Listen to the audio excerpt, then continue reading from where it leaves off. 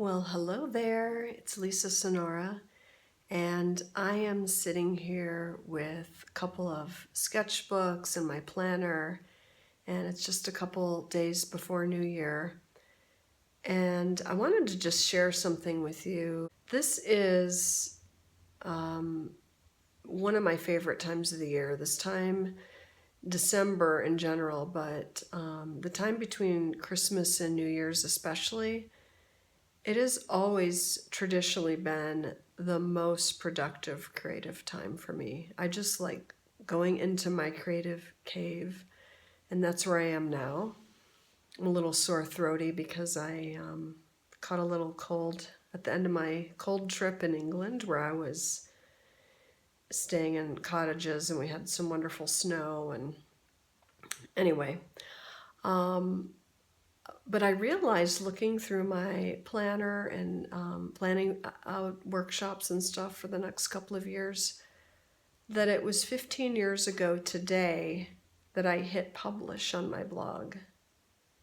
And I had this deadline to put up my blog before New Year's in 2002. That was my goal. And I succeeded. And I remember like the week or so before I launched it, I was up day and night working on it, and how scary it was for me to start a blog or, put that first blog post up there. I'll share a link on this post to what my first blog post looked like. But I'm just having this quiet reflection right now, and it's a quiet anniversary, if you will, 15 years of blogging, and it's really changed my life. And it's taken me on all kinds of twists and turns as any creative journey will. But I just thought I'd give you this little note of encouragement in case you're thinking of starting a blog or wanting to publish online. I was just speaking with a client yesterday who is really stuck in getting her website up. And I asked her, well, is the block technical or emotional? And she revealed that it was emotional. And that is just so typical in the creative process, that we get stuck by our emotional stuff much more than the technical. I just wanted to say, be gentle with yourself, take it easy. I'm going to show you some of the things, the visual journal that I was doing when I launched my blog. There's just some things that I feel are still so relevant to everything I'm working on now. So I thought I'd share those with you as well. And also just give you a loving message for a Happy New Year, and to dare to press launch or start something if you're thinking about it, or if you're like me, overthinking about it. I still do that from time to time. Thanks for popping in. I'm going to show you some more stuff. This is me 15 years ago, where I was sitting working on the blog. This is my 15-year blog anniversary tonight. Oh my gosh. It just sort of occurred to me today. I had to count back and go, yep, it's been 15 years. Anyway, this is I'm showing you a photo of myself in the visual journal I was working in at the time. And where I'm working today is at my kitchen table. The sun is streaming in. It's so beautiful here. I live in Mexico, southern Mexico.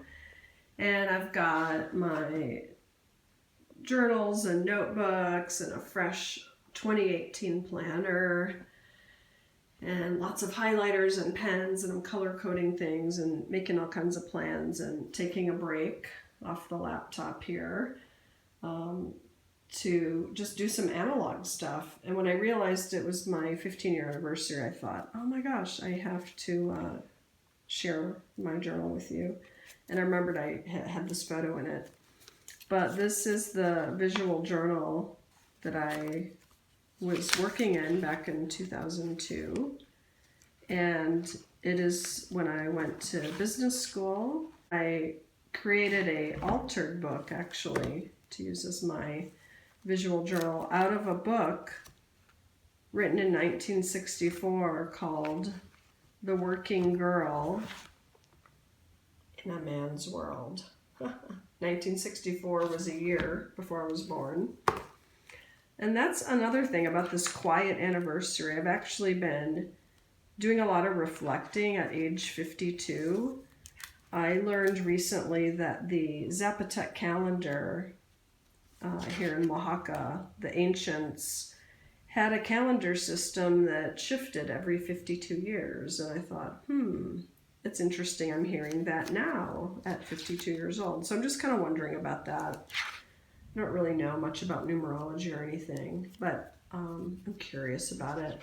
So I've been reflecting on lots of things. And anyway, I just thought I'd show you some things here out of the visual journal I was keeping with other silly photos of myself. You can't take yourself too seriously when you're an artist. I'm just saying, Okay, here's Georgia. So I left some of this book, here's the original text, don't neglect your work. And then I had this picture of Georgia, who's really one of my muses. And if that face doesn't say stop procrastinating and get to work, I don't know what does, but.